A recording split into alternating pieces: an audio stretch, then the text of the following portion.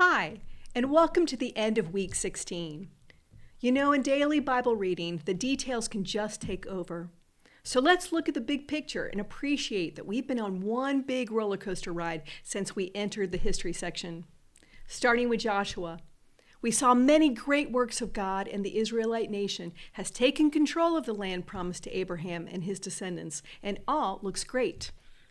But then in Judges, we see the implications of not fully obeying God. The Israelites did not push out all the inhabitants of the land and became influenced by the worship of other gods. So God removes his protection, giving them over to other nations according to the covenant curses we learned about in Leviticus and Deuteronomy. And we see a progressive downward spiral with multiple cycles of foreign oppression, the people crying out for mercy, God delivering them by raising up a warrior leader, a judge, to save them. This brings peace for a time before the people would once again disobey God. Skipping Ruth because we're reading the Jewish or Tanakh version of the Old Testament, we come to 1 and 2 Samuel. Here the Israelites are experiencing the curse of conflict with a powerful, oppressive nation, but now crying out for a warrior king to lead them into battle because they want to be like other nations. So God allows their request.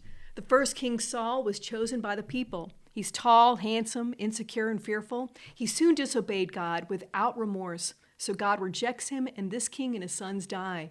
Things look bleak. But God then chooses a king, David from the tribe of Judah. His heart is devoted to God. David successfully completes the conquest of the promised land and sets up his kingdom in Jerusalem, centralizing worship to the Lord God.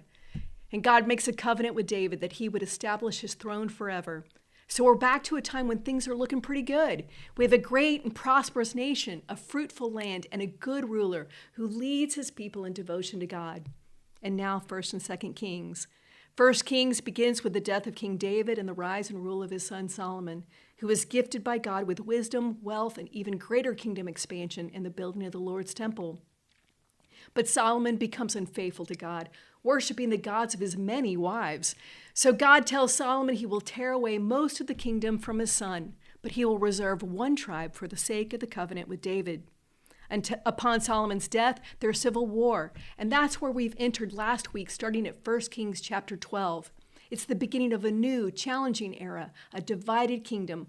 Only one tribe, Benjamin, the smallest, joined with Solomon's tribe of Judah, forming the southern kingdom. They maintain their seat of power in Jerusalem and will now be known as the Kingdom of Judah. The other 10 tribes split off, forming the northern kingdom, making its seat of power in Samaria and taking the name Kingdom of Israel. The northern kingdom is ruled under a series of kingship dynasties, which, important to our larger story, do not come from the line of David. The time of the kings lasts about 400 years. The section we just read covers only the first 90 years with 15 kings. And we should notice a pattern. Each king receives a valuation statement, so far 13, all of the north, have variations of did evil in the eyes of the Lord and led the people away from God. Only 2 from the southern kingdom did what was right in the eyes of the Lord as their father David had done. Also important in this time of kings is the role of God's prophets, sent to address the rebellion of the kings and the people, to call them back to God. We just met Elijah and Elisha, great men of faith and prayer, performing amazing miracles and revealing God's great power. The prophets help us see that God continues to be both just and merciful. Now, halfway through 2 Kings, we continue to hold on to our hope in God's faithfulness to keep his promise to David.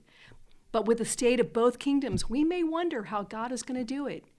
So keep reading and keep praying for the Spirit to teach you on this journey. Until next time, many blessings to you. We'd love for you to join us as we read through the entire Bible in 2026. To get started, visit mountparannorth.com/Bible, where you'll find the full reading plan and other resources, or click the link in the description.